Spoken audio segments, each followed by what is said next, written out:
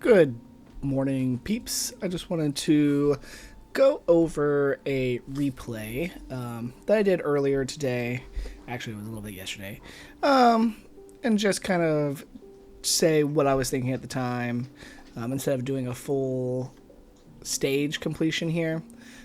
Just this quick little replay here of what I was doing, why I was doing it, etc. At the end, I'll go over a team breakdown, why I picked the units for the team, so we can see that. Here, the enemy does pierce, so there's no point in getting shields, but weakness does reduce the damage. So if you can apply weakness here, definitely attempt to apply weakness. Right now, I'm just trying to build up all of my units so they can exalt for a burst turn. So I'm trying to get OE for Sorel here. I'm trying to get normal exalt for Saya. I'm trying to get a ton of embryos for Sorel, so when she exalts, she's got a bunch of embryos. And then obviously I want to stack Viscera Blossoms on the boss when they get the chance. I'm also thinking here to myself, I might not kill turn 3. So in my mind, I went into this stage thinking I wouldn't kill. So I wanted to get rid of the bleed. So I healed, which applied corrosion. And I'm going... Sorel also heals on her exalt. So that will... Not corrosion, the bleed. Healing gets rid of the bleed. So Sorel also gets rid of the bleed here. But this is going to be my big damage turn. And so I'm prepping my cards. This is like not a good hand, so I'm definitely going to use my Viscera Blossom now because I don't really want to use this. I think I do try to exalt with Saya before one of these Viscera Blossoms, because if you exalt and then you use Viscera Blossom, she draws more cards. I think it's like 2 more cards. Yeah, so I get her to exalt capable, then I use Viscera Blossom. That resets my deck here. I get my hand ready, so when I use Duration of Destiny, I'll have space, since Saya just filled my deck with a bunch of I guess she filled the discard pile with a bunch of 0 cost. So the only 0 cost now is Viscera Blossom here. But I was thinking I had a bunch of 0 cost cards left in the deck from Saya's Exalt. So I wanted to make sure my hand size was good for when I used my posse here, because it's going to apply twice.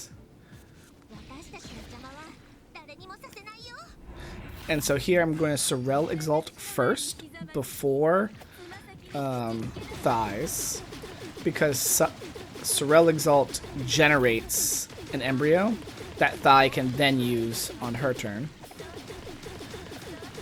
But after the OE and then the double playing of the next 2 cards, I was able to finish the boss off, even through the fortitude that he had, because corrosion goes through fortitude. And this is that team. Ended up with almost full health. That boss isn't particularly hard. Certain comps might struggle because of the weird way it changes stance. It gets like a bunch of shields. The fortitude can be annoying. If you don't have healing, the bleed can be annoying. But let's go over the team comp. This is a composition around Sorel.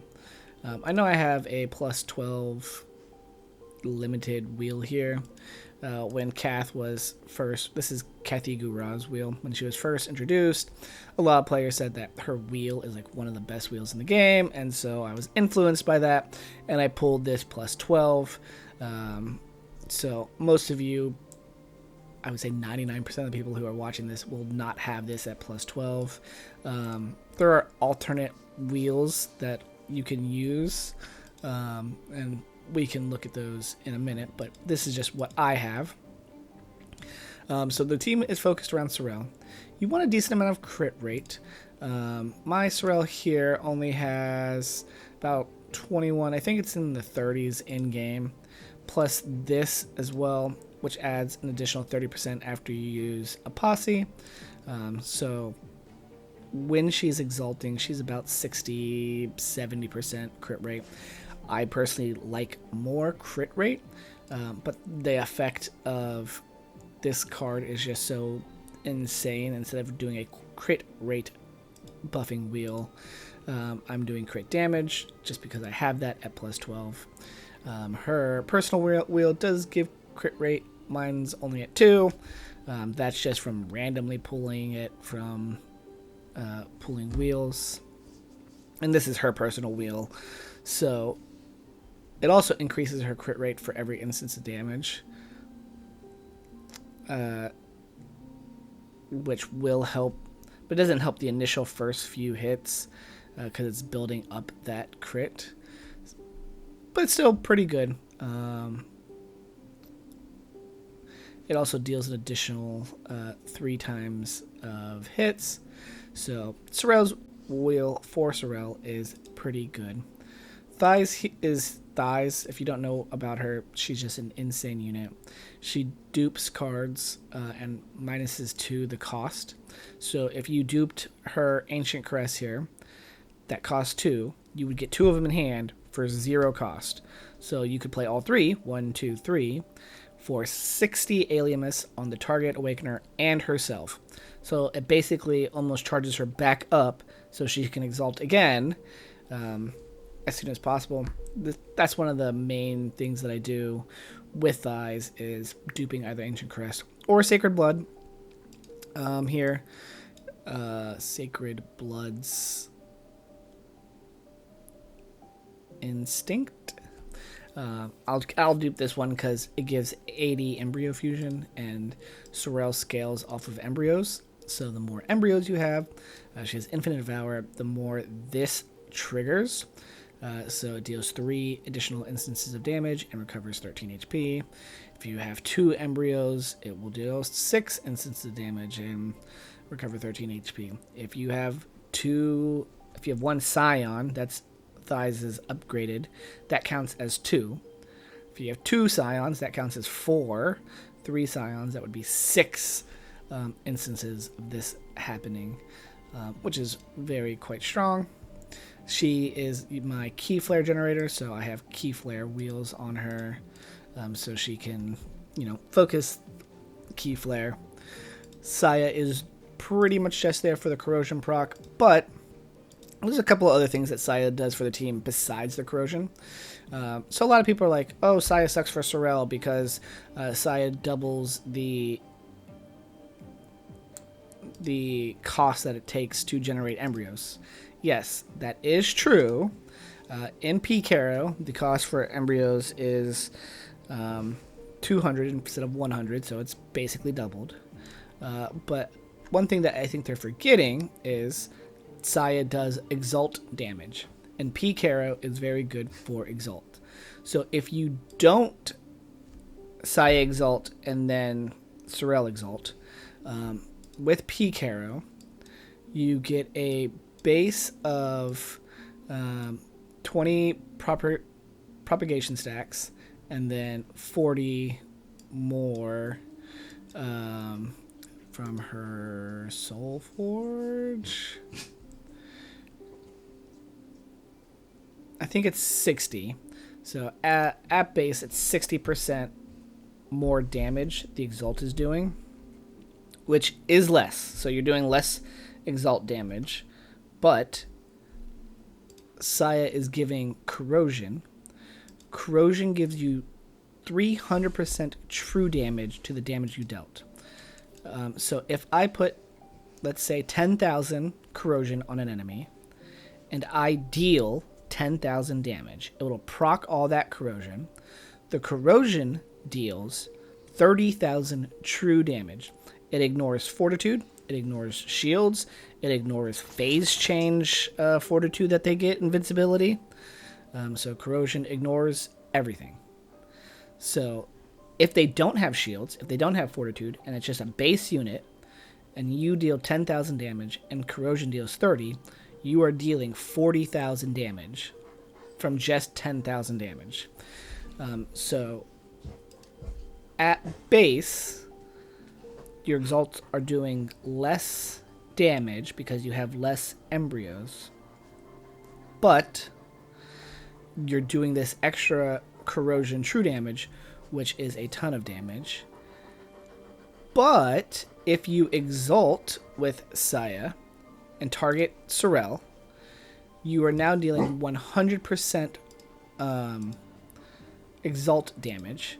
And so even though your embryos are halved, you're dealing 100% exalt damage, so it doesn't matter. You're still dealing the same amount of damage that Sorel would normally do outside of Peak Arrow, and you're getting Saya's corrosion effects. So it's a very, very strong combination. There it is. The first time each Awakener consumes a... when you consume an embryo, you get 40 stacks of Propagation Fiesta, and the Devour counts as consume. So this is what I was looking for. So 40 stacks here, 20 stacks here, and so that is 60% final damage. Each stack of propagation increases the exalt, so 60% final damage there. Then if you Soulforge target the unit, that's another 40, so 100% final damage, which again, it mitigates the Peak Arrow downside for Sorel. Another Peak Arrow downside is that you don't heal off of embryos at the end of the match. And if you end the match, like you're doing mobs, if you end the match and Sorel generates a embryo, you're not getting that extra health from that embryo, unfortunately. But if you are using Saya and you're not... Oh, that was a weird speech that I did. And you're not finishing the enemy with an exalt, make sure you feed the embryos to anybody, because embryos left in your hand at the end of a fight don't do anything for you, so just use them. You think you're going to end the fight? Use an embryo. Make sure you don't have any embryos in your hand. Casey is here on the team for a few reasons. Healing, so it's not a ton. Let's go to the overview here. 626 healing, not, like I said, not a ton, but, you know, over the course of 9 turns, 626 healing in 9 turns, that's not bad for basically just not doing anything. The shields here are only this high because one fight during the mobs, I duped his 3 cost just because I didn't have anything better to have in hand. Normally I don't shield with Cassius, so this just is a little bit higher than what it normally is. He's mainly there because of White Stance shielding, which is down here. So because he's blue, he lets me use White Stance, and so versus the mobs, it's a free 100, 200 shield. That just helps mitigate damage. And then on your big burst turn, you can use Red Stance for the tentacles, so that the tentacles are hitting every time Sorel hits, and that's also proccing the corrosion and whatnot. And so it's just good synergy there with not necessarily Cassius, but Blue Realm and Sorel is a very good synergy to be able to do. So he's there for healing. This gives you 1 Arithmetica at the first turn of the battle, which is pretty useful. And then this increases his healing, and then this wheel gives you a little bit of shield at the start of the fight. And I think in this case it's like 20 or 30 shield. It doesn't really matter. I just threw something on for him. Saya scales off of sigil yield, so her card gives sigil yield, gives also +1 arithmetica. It's a huge effect, and even more corrosion. For Saya, her personal wheel is by far the best wheel to use. And then I gave her this one. This is the paid wheel. No, this is free. They gave 12 copies for free. This is the free half Annie wheel, and it gives sigil yield, but it also heals you at the end of the battle. So just a little bit of extra healing for how much sigil yield you have, and it does make a difference over the lifetime of the fight. Is that healing? I think that healing is considered here. So 583 healing from the wheel over the lifetime of the battle. Not too terrible. My posse, I use Caster's posse here.